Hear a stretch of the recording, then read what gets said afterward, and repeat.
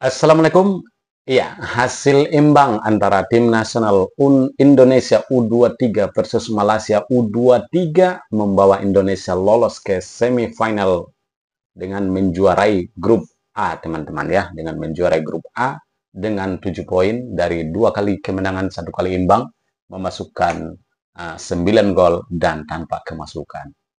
Nah, tentu kita menyaksikan pertandingan versus Malaysia ini sangat deg-degan juga ya kan. Karena bagaimanapun Indonesia di pertemuan terakhir antara U23 Indonesia dengan U23 Malaysia, Indonesia itu justru kalah teman-teman di tahun 2023 yang lalu. Kalah dengan skor 2-1. Memang Indonesia sempat unggul melalui Ramadan Sananta saat itu, tetapi bisa dibalas oleh Tierney, pemain Malaysia yang bermain tadi di uh, lini depan Malaysia itu pemain keturunan mereka teman-teman ya. Meskipun Indonesia sampai ke final di AFF U23 2023 yang lalu kalah atas Vietnam di tendangan adu penalti teman-teman ya. Baik teman-teman, kalau kita bahas pertandingan yang tadi, ya kita tahu pelatih tim nasional Indonesia U23 menurunkan formasi Indonesia itu dengan kalau menurut saya sih 4-2-3-1 ya.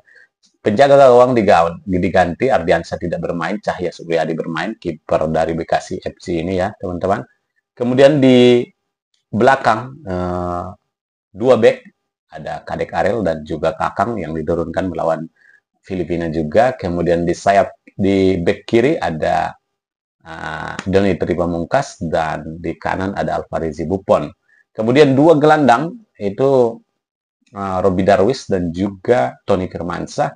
Nah, dan di belakang striker itu 3 pemain yang cukup mobile pergerakannya yaitu Victor Detan, Raihan Hanan, dan satu lagi siapa lagi kalau bukan pemain Indonesia U23 yaitu yang berasal dari Bali United yaitu Rahmat Arjuna teman-teman ya.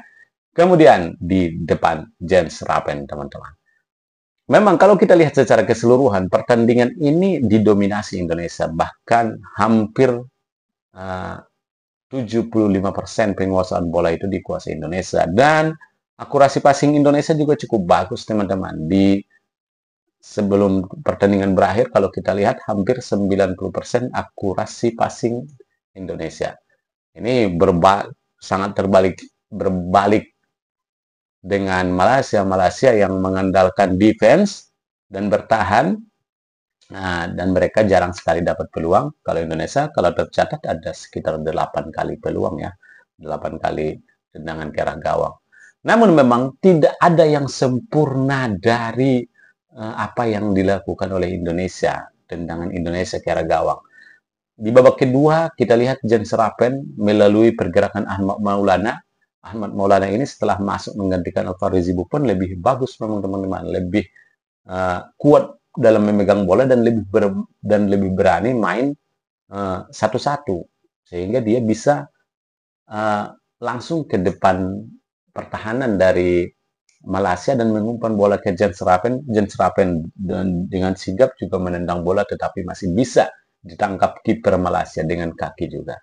Nah, kalau kita melihat teman-teman secara keseluruhan, tidak hadirnya Arkan Fikri memang sangat berpengaruh dengan penampilan timnas U23 teman-teman. Ketika melawan Filipina, meskipun Indonesia hanya unggul 1-0, tetapi kita tahu sendiri peran dari Arkan Fikri sangat luar biasa di lini tengah teman-teman. Jadi dia bisa mengontrol pertandingan. Kalau kita lihat memang Indonesia meskipun hampir 75% penguasaan bolanya dan akurasi passingnya juga di atas 90%, tetapi mereka tidak bisa mengontrol permainan teman-teman. Tidak bisa. Nah, Indonesia cenderung mengandalkan kedua sayapnya untuk menyerang kalau tadi kita lihat. Tetapi kalau ada Arkan Fikri ini bisa mendelay bola, kapan dia mau menyerang, kapan dia mau mengoper bola ke belakang, dia bisa. Inilah kehebatan Arkan Fikri. Makanya dia sangat dipuji oleh pelatih timnas U23 yang sekarang. Meskipun masih ada aja netizen-netizen yang tidak suka atas penampilannya. Kalau saya secara pribadi teman-teman di 2 pertandingan ketika melawan Brunei dan juga melawan Filipina, nah itu permainan Arkan Fikri menurut saya cukup bagus, teman-teman. Dan apapun hasilnya itu, kita harapkan ini Arkan Fikri bisa pulih dan bisa bermain ketika menghadapi Thailand ya, karena lawan di semifinal adalah Thailand. Nah, itu yang kita harapkan, Arkan Fikri bisa bermain dan pemain-pemain yang lain juga tentu bisa berkontribusi lebih banyak agar membawa tim ini menjadi juara, teman-teman, di edisi kali ini. Karena Indonesia sudah tuan rumah ya kan, seharusnya Indonesia harus juara. Karena secara permainan kita lihat sampai saat ini saja Indonesia menjadi tim yang begitu banyak menjaringkan bola, memasukkan bola ke gawang dan tanpa kebobolan juga, teman-teman. Dan Malaysia memang inilah yang ditakutkan oleh Malaysia karena memang sebelum turnamen ini digelar, kita tentu sepakat dari grup A ini yang akan lolos adalah Indonesia dan Malaysia. Malaysia akan menjadi runner up terbaik karena dari grup C, grup B itu udah tahunya kita itu bahwasanya Thailand dan Vietnam yang akan lolos dari grup B dan dari grup C. Untuk runner up terbaik kemungkinan besar Malaysia begitu di hati para penggemar ya kan, tetapi nyatanya mereka kalah karena mereka kurang bagus startnya, teman-teman. Mereka terlalu menyepelekan Filipina. Kalau kita lihat ternyata Filipina memiliki pemain-pemain yang cukup berkualitas meskipun bermain di Liga Universitas di Amerika Serikat ya kan. Nah, dan nyatanya memang melalui dua serangan balik yang cukup berbahaya, Filipina berhasil memasukkan bola ke gawang Malaysia. Jadinya Malaysia baru sadar. Mereka sadar mereka ingin bangkit di babak kedua, tetapi peluang mereka sudah tidak ada lagi. Karena kita tahulah pertahanan yang cukup padat, yang cukup rapat yang dilakukan Filipina ketika melawan Indonesia. Seperti itu juga lah pertahanan Filipina ketika menghadapi Malaysia, apalagi dalam keadaan unggul 2-0.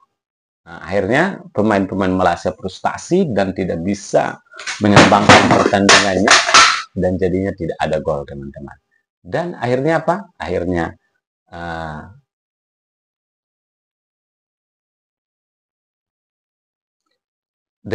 teman-teman Malaysia pun harus kalah dan mereka menghadapi jalan yang begitu berat. Meskipun menang atas Brunei, mereka tentu harus menang atas Indonesia.